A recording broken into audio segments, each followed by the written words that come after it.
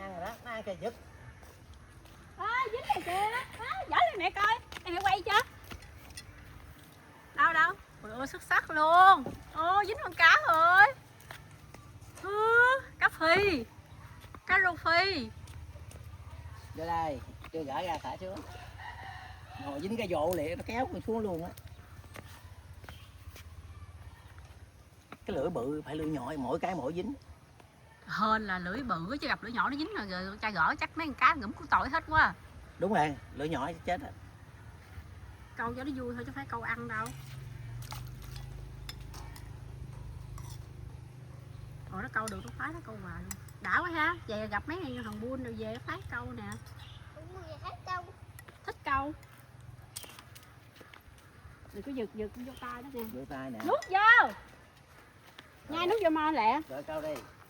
Cầm ra.